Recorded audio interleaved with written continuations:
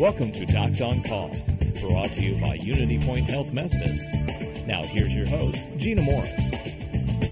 Good evening and welcome to Docs on Call. Tonight's topic, what you should know about heart and lung surgery. Every day seems to bring new advances in the treatment of blocked arteries, valve disease, aneurysms, lung cancer, and much more. This evening, surgeons from Unity Point Health Methodist Cardiovascular Services are answering your questions about heart and lung surgery, including minimally invasive options. Yes, it's nice to know those do exist. So call 309-698-3742 right now with your questions. That's 698-3742. Let's meet our first guest this evening. She is Dr. Ambreen Laeeq. Dr. Laeeq is a board-certified cardiothoracic surgeon who completed her medical degree at Aga Khan Medical College in Pakistan after a residency in thoracic surgery, then at Creighton University, and fellowship at Boston University Medical Center. She recently joined the Unity Point Health Methodist team, and we're so glad that she is our guest tonight. Her interests are valvular disease, aortic and valvular surgery. So once again, we say welcome. Her colleague, Dr. James Loker, had hoped to join her tonight, but was called away on an emergency, as happens, I'm sure, often in your field. It does. Yeah. Thank you so much for having me here. We're glad to have you. And you've been here for just a few months. Yes, 4 months to be precise. What brought you to Central Illinois, and in particular Unity Point Health Methodist? Well, I have to say that I did my general surgery residency in Omaha, Nebraska, and I just loved being in the Midwest, and then going back to the East Coast, I could see the contrast. And I have a little boy, and I'm married, and I thought to raise a family, this would be the optimum place. And I have friends in Chicago and in the Midwest, so that brought me here. And then Unity Point specifically, I have to say it was Dr. Loker. I just don't think I could have found a better partner than him. That's wonderful. That kind of teamwork is so important. Absolutely. In this field, and right. With a booming practice as it is. It's so nice also to know that this kind of practice and expertise exists right here in the Midwest. Absolutely. And that we don't have to travel to Chicago or St. Louis. Excellent. So tell me more about your interests in particular in cardiothoracic surgery and beyond. Well, it's cardiothoracic and vascular surgery that we primarily offer, and for that, my specific interest in is aortic valve disease, combined aortic valve and aortic aneurysms, as well as combined aortic valve and coronaries.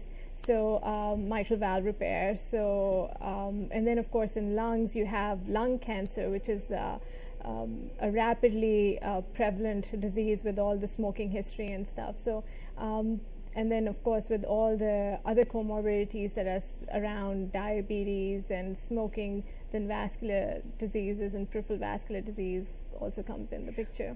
What are you most excited about in terms of advances in treatment for both heart and lung diseases? In lungs, I'm specifically the two things that interest me are the low dose CT scans for high risk patients for cancer screening, lung cancer screening, and then the option of doing a VATS procedure instead of a more morbid thoracotomy.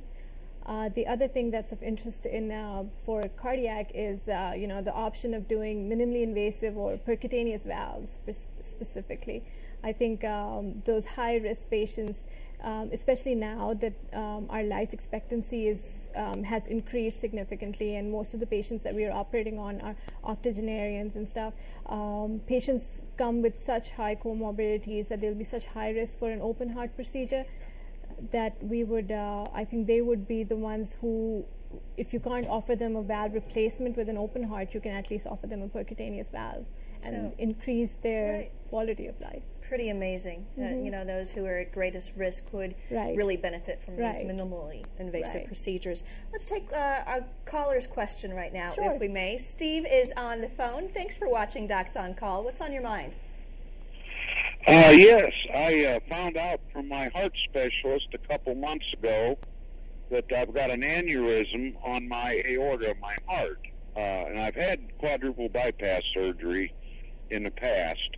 But I was just wondering if there's anything new, technology that they've discovered where they may be able to repair this aneurysm. Sure, Stephen. How long ago was your bypass? It was 13 years ago. Okay. And how old are you now? 60. Okay. Doctor, what would you say? Well, Steve, that was an excellent question that you brought up because, you know, along with advances in percutaneous valves, we have an option of doing percutaneous stent repairs of thoracic aortic aneurysms. Of course, you didn't really mention where the aneurysm is, because how we divide the aorta for in our surgical field is there are three parts of the thoracic aorta. There's the ascending aorta, the arch, and then the descending aorta. So depending on where the aneurysm is, the treatments are different. Of course, if you have a ascending aortic aneurysm, after having a quadruple bypass, what you would need is a reoperation for repairing that ascending aneurysm. In your case, it would be a little more complicated. Because you know you have those bypassed grafts there as well, and we'll have to reimplant those. But then if it's in the arch, again, it would be an open heart procedure. But if it's in the descending thoracic aorta, you have an option of having a stent graft done. And that is basically almost like how you have your coronary angiography through your groin vessels. You pass a stent for your coronary blockages, you pass a stent and you deploy it, and it just reinforces the walls of your aorta and prevent it from increasing in size and preventing it from rupture and, of course, mortality and fatalities. So the short answer, too, for Steve is that there's a very good option for him. There is, but it also depends on where the aneurysm is. Now, Steve didn't specify where the aneurysm was, and that's a big important factor. Excuse me, as to what the treatments available are. Okay. Well, once again, great question, Steve. We hope that helps you know what questions to ask your doctor. Let's move on now to Randy. Thanks for watching Docs on Call. What's your question? Yes, hello. I've been diagnosed with mitral valve prolapse, and I'm wondering, with that condition, what are the odds of the need for a valve replacement? And if so, what other type of surgical procedures might be involved with something along those lines? Thanks, Randy. First, can you tell viewers at home who might not be familiar, mitral valve prolapse, what it is? So what mitral valve prolapse is, basically your mitral valve is, your heart has 4 chambers, and there are 4 important valves there. Mitral valve is what separates the left atrium or from the left ventricle. So what happens is, in a prolapse, you have a leaking valve. You have excess redundant tissue, so your valve, when it's supposed to close, doesn't close, and you have backflow. So anytime your heart squeezes, instead of the blood going forward, it goes backwards and engorges into the left atrium, as well as going backwards into the lungs. Yes, you would require surgery for this, because what happens is that this can eventually, you know, your heart is squeezing, it's overworking, because as your body needs oxygen and blood, it has to do double the amount of work, because there's more blood going back than forward, and it tires out. So for that, before you can go into heart failure, you need to get this fixed.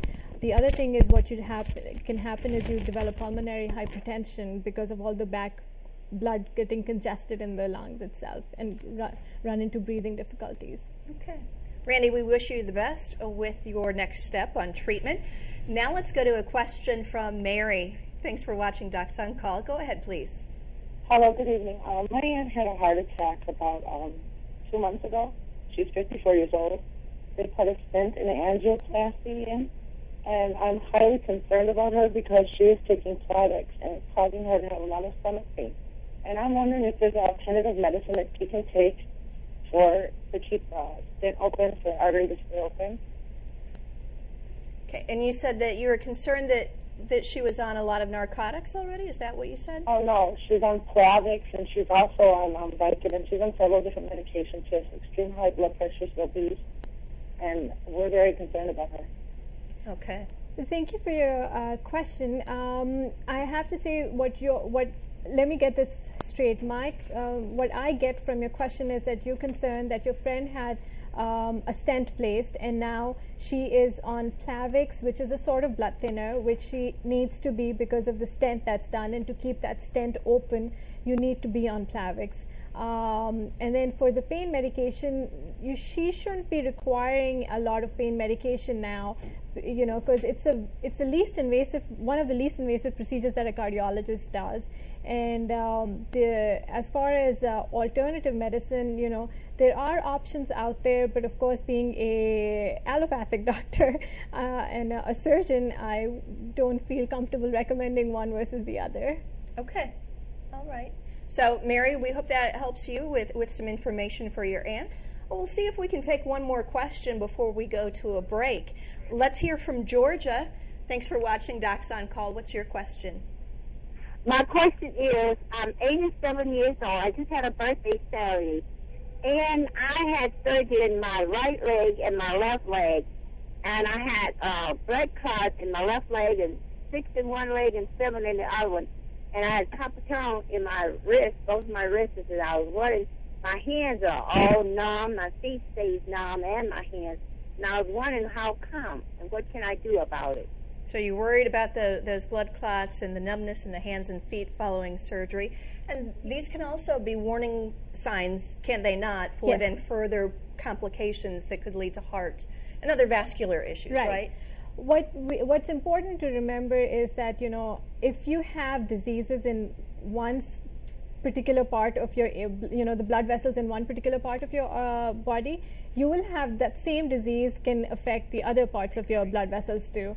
So what you're describing as numbness in your hands and feet, now you didn't specify, Georgia, if you were a diabetic or not, because the two things that can cause this is, you know, if you have peripheral vascular disease, that can cause the numbness and the tingling. But at the same time, being diabetic can also cause diabetic neuropathy, and that can cause the numbness and the tingling and paresthesias. So what you need to do, of course, is, you know, you probably need to have, you're probably on some sort of blood thinner for the blood clots, but some, you know, and my understanding would be is that the blood clots that you're describing are mostly in the venous system and not in the arterial system, but it's something that needs to be checked out to make sure that you don't have peripheral arterial disease. And if that's the case, then, you know, there are interventions, minimally invasive interventions out there that you, being an 87-year-old, that we can offer you. All right. Thank you for that answer. Thank you, Georgia, for the question. When we return, cardiovascular nurse practitioner Laeeq joins us. Plus, we're taking more of your questions about heart and lung surgery when Docs on Call continues. Welcome back. We're talking about heart and lung surgery tonight, your options for relief, including non-invasive procedures. And joining Dr. Laeeq now is nurse practitioner Laeeq. Thanks for being with us. Thanks for having me. We mentioned that Dr. Locher had to leave on an emergency, and I want to know then what kind of role that someone like you as a nurse practitioner plays within this group of medical professionals. Well, my role is many and varied, to say the least. We do, nurse practitioners do anything from preoperative assessments, consults, physical examinations. We order tests, lab results, and we communicate very closely with the surgeons to determine a patient's risk before surgery, to determine the special needs that they might have after surgery.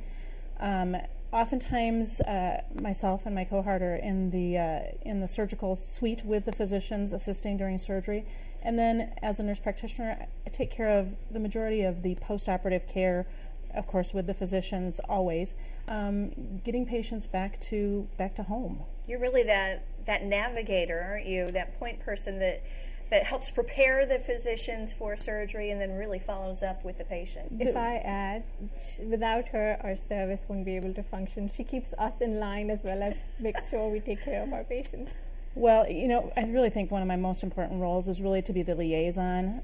Working with surgeons especially, oftentimes they are in the operating suite. I can work as the liaison between the family and the patient and the surgeon when the surgeon is unavailable. It's a very useful role, and it gives me a lot of gratification from families and patients. That's wonderful. Well, I'm sure those families and patients appreciate you and the entire team for that kind of great collaborative relationship that you have to have. Let's go to a question now from another caller. Bill, thanks for watching. Doc's on call. What's on your mind?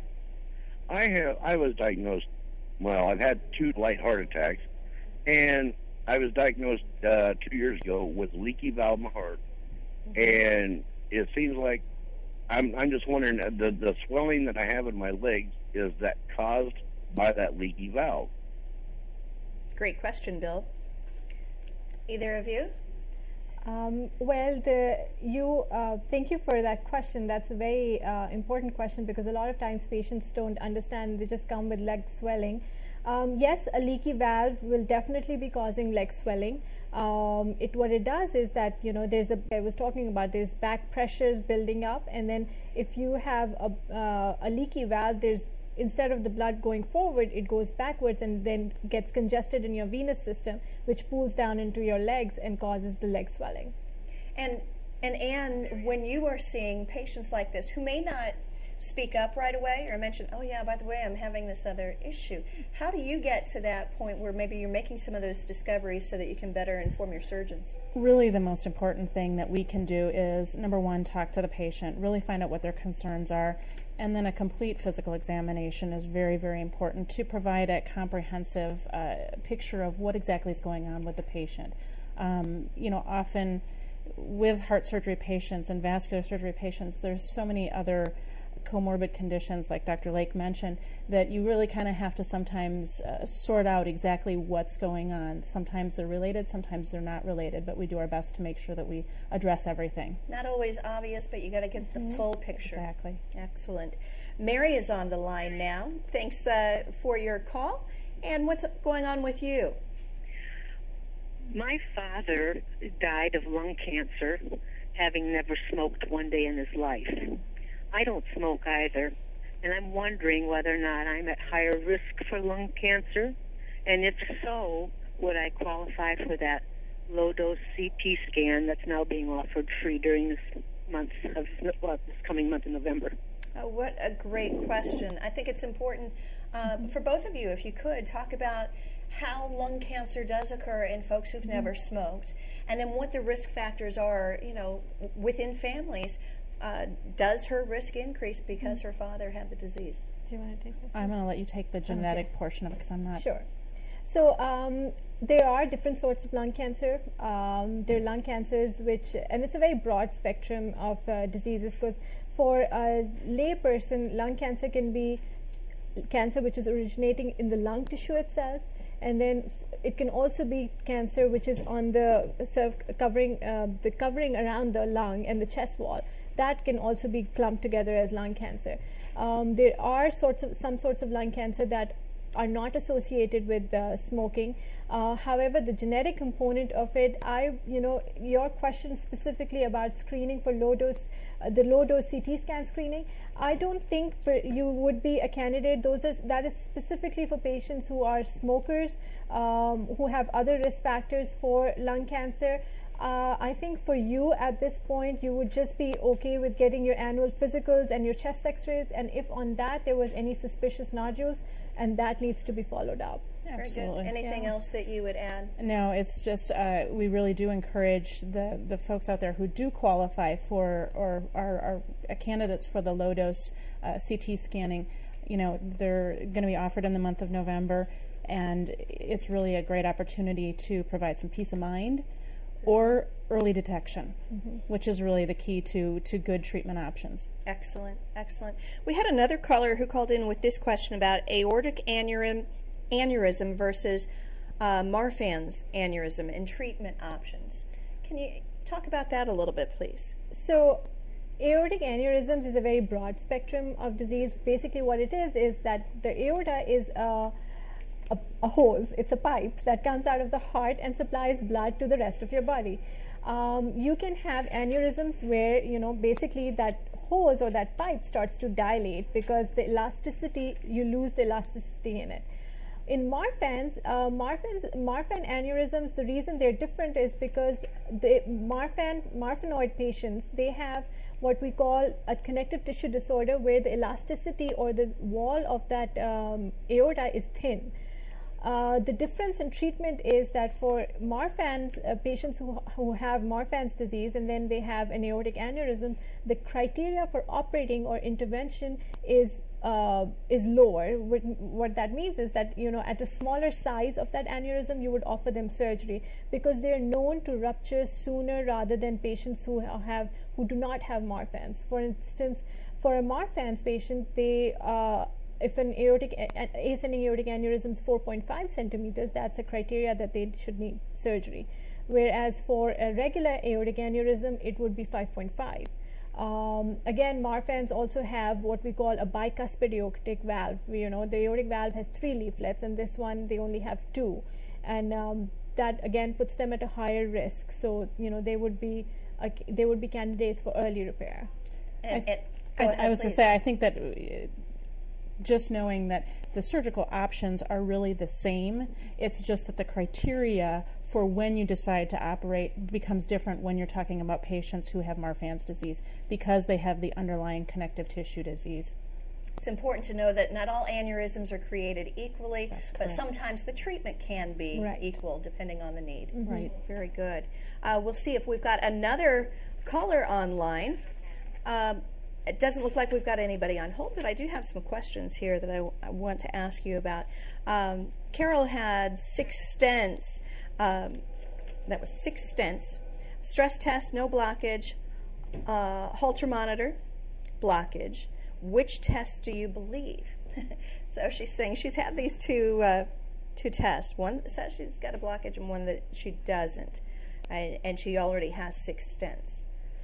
Well, the Holter test that you do is basically what it is. It monitors your rhythm and your heart rate over a period of time. And what the stress test is, it actually monitors what your heart and its oxygen capacity is, tolerating oxygen deficit.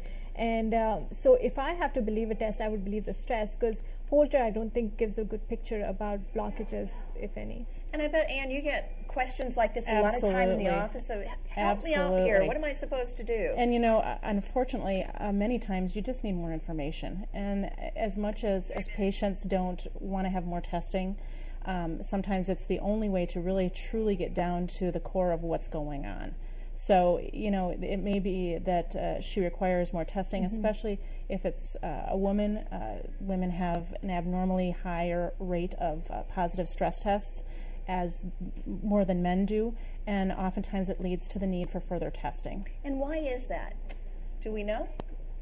So women, it's you know, now you're getting into the presentation and the topic that we're covering in the lifestyle show. Very good. Yeah, but what it is that women tend to their cardiac symptoms are much more different than men. They're more vague. They don't necessarily have the classic chest pain that everyone associates heart attack with.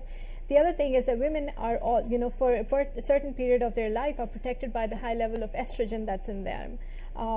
Post-menopause, they lose that safety net, and that's where the symptoms come in. So the reason why women have higher positive stress tests is because a lot of them don't complain of the similar symptoms that men complain of and would necessitate a stress test sooner.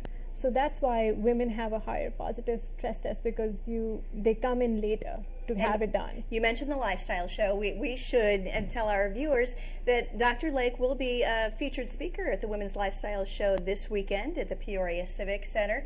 I'm sure that is a talk that many folks won't want to miss. We can't stress enough the difference between men and women, particularly with vascular diseases and heart attack signs, and we just can't blow that off. That's for sure. Absolutely not.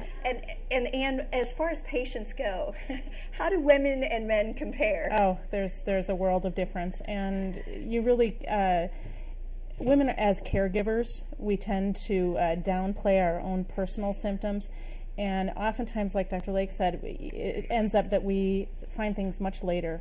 So if it's something that we can stress, it's that women should be more in tune with their body and don't push off what you just attribute to being fatigued or what you attribute to just minor problems. You really need to get things checked out. All right. We have time for one more caller very quickly. Caller, please go ahead. Yes.